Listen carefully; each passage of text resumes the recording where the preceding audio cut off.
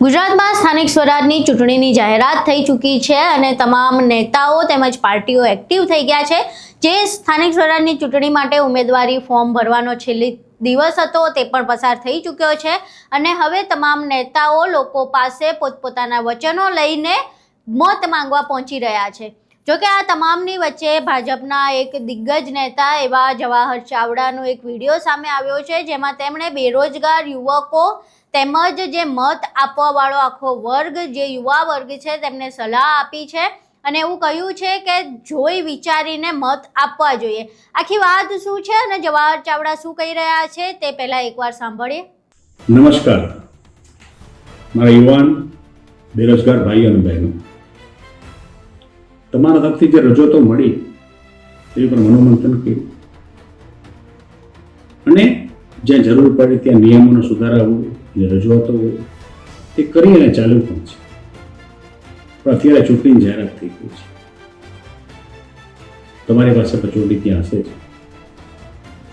તમારી પાસે તમામ માણસો મત માંગવા આવશે, દરેક જ્ઞાતિમાંથી આવશે, દરેક ધર્મમાંથી આવશે, દરેક પક્ષમાંથી મત માંગવા તમારી પાસે આવશે, પોતાની વાતો પોતાની રજૂઆતો કરશે।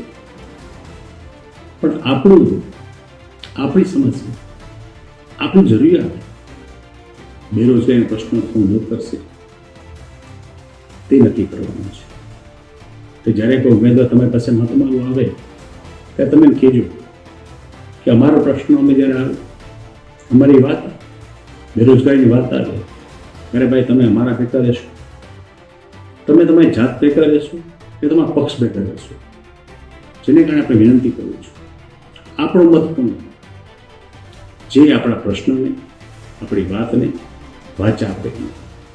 આપનો આભારી, જવાહર ચાવડા। અહીં તમે જવાહર ચાવડાને સાંભળ્યા, જેઓ ભાજપના એક દિગ્ગજ નેતા છે, પૂર્વ કેન્દ્રીય મંત્રી છે, એટલે પાર્ટીમાં તેમનું સ્થાન મોટું છે, પરંતુ બાદમાં પાર્ટીએ ટિકિટ ન આપતા હવે ધારાસભ્ય પદ પર પણ નથી। જો કે માણાવદર જે વિધાનસભા બેઠક છે ત્યાં પેથલજી ચાવડા જે તેમના પિતા છે ત્યારથી લઈને તેમના સુધી એક અનોખો એમનો દબદબો રહ્યો હતો।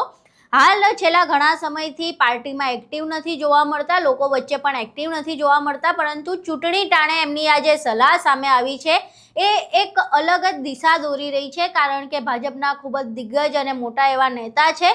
30 વર્ષથી ભાજપની સરકાર છે અને 30 વર્ષથી ભાજપની સરકાર હોવા છતાં તેમણે બેરોજગારી ઉપર જે પ્રશ્ન ઊભો કરી રહ્યો છે એ ક્યાંક ને ક્યાંક પોતાની જ પાર્ટી અને પોતાની જ સરકારને પ્રશ્ન કરી રહ્યા હોય તેવું લાગી રહ્યું છે।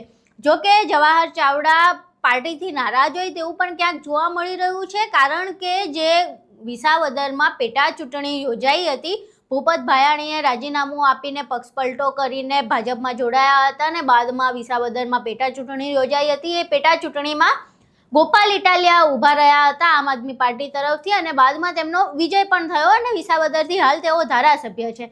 જ્યારે વિસાવદરની પેટા ચૂંટણીનું આયોજન થયું હતું ત્યારે એવું કહેવાય છે કે અનેક રાજકીય સૂત્રો દ્વારા એવું માહિતી મળે છે અને એક રાજકીય વિશ્લેષકો એવું માને છે કે ગોપાલ ઇટાલિયાની જીતમાં જવાહર ચાવડાનો મોટો હાથ છે અને આ પ્રમાણેના નારા પણ લાગ્યા હતા જ્યારે ગોપાલ ઇટાલિયા વિજેતા બન્યા હતા।